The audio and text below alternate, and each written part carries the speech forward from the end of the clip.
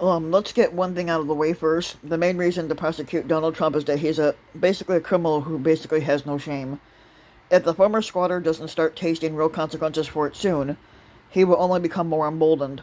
No doubt one of the main reasons he tried hard to steal the 2020 election was that he really enjoyed how he used the executive privilege as a license for the nonstop criming. If he manages to cheat again, or even win his way back into the White House, the amount of criminal activity that we can expect will make his first term, which featured obstruction of justice, using taxpayer resources to blackmail a foreign leader, campaign finance violations, and bribery schemes, and inciting an insurrection to overthrow an election, look like a small-time corruption. Trump's criminality is essential to who he is, as much as his callous disregard for others, his vanity, and his racism. So it was a very welcome sight this morning, or last night, for night owls and West Coast denizens, to see New York Attorney General Letitia James announcing that her office is joining up with Manhattan District Attorney Cy Vance in, into a criminal investigation into the Trump Organization. Letitia James has been behind the so far remarkably successful legal war on the NRA for financial misconduct and fraud, and so Trump and the grifters and his employees should be very scared right now, especially since, as reporting from the New York Times over the years has shown, what looks very much like tax fraud is rampant in the Trump family and its company. Um, but if this investigation turns into a real legal prosecution, it wouldn't just be a welcome sign that there is such thing as consequences for the crimes committed by spoiled rich people who can't make an honest living. It would also be a huge boon to those who are struggling to save democracy from a Republican Party that's quickly organizing itself around the principle that they need to do whatever it takes to steal the White House in 2024. Um, tying up Trump with the prosecution, or dare we dream jail time? It wouldn't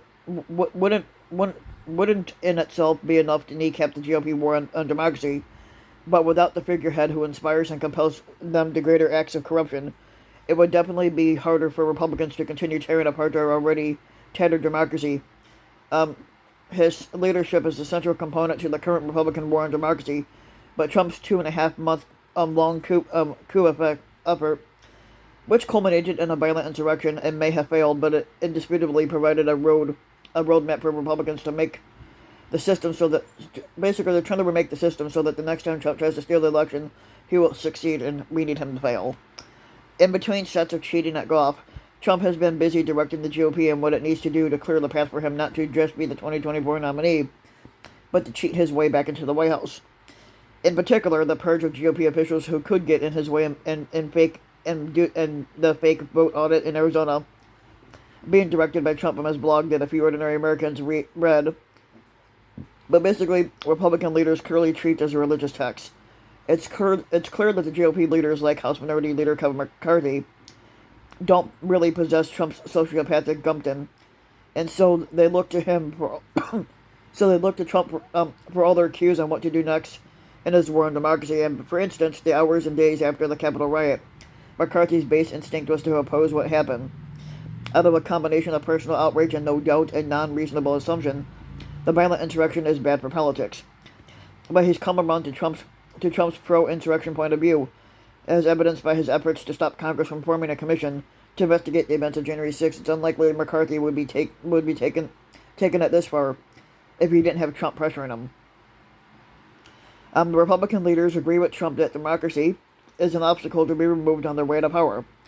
But the reason they stick by him in particular, and despite his repugnant personality and demands that they show loyalty by humiliating themselves before him, is because they really do believe that no other leader can take them to the promised land of a one-party permanent minority rule, as Senator Lindsey Graham recently told Foe.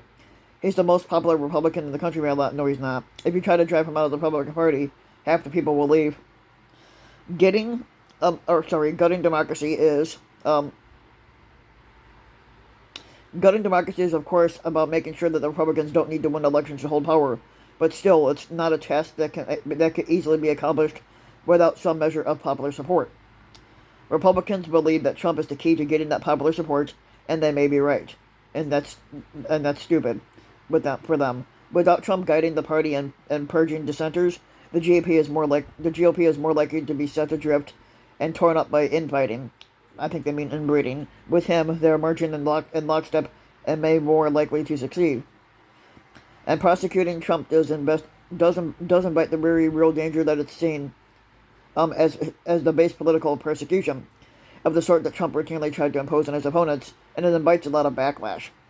That's why Biden has reportedly been down on the possibility of prosecuting Trump's many crimes, and the Department of Justice, under the newly appointed Attorney General Merrick Garland, doesn't seem to be moving in the direction of treating Trump like the criminal that he is. And these fears are, however, overblown.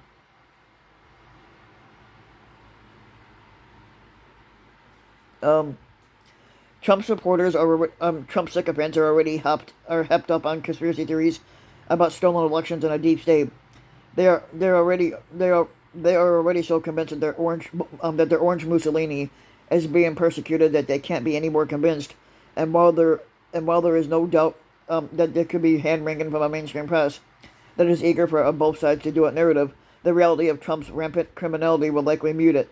It just gets hard at a certain point to paint a twice impeached squatter and a twice impeached confessed sexual assailant who incited an insurrection on live TV as the innocent target of a political vendetta. Ultimately, that's what this comes down to. The reason to prosecute Trump is because he's a criminal, that he's a threat to democracy, um, and that he's a threat to democracy, but it cannot be teased apart from his from criminality because so many of his crimes were aimed directly at undermining our democracy. Basically, it goes from campaign finance violations to attempts to blackmail Ukraine's president to, of course, his attempted coup. The main reason so many of the crimes he committed are crimes in the first place is because they threaten civil society. So not only is it important to prosecute Trump for the simple reason for the rule of law, but it would also send a warning sign to other Republicans who have been emboldened by his audacious corruption that modeling yourself after Trump is not as risk-free as he thinks it may be.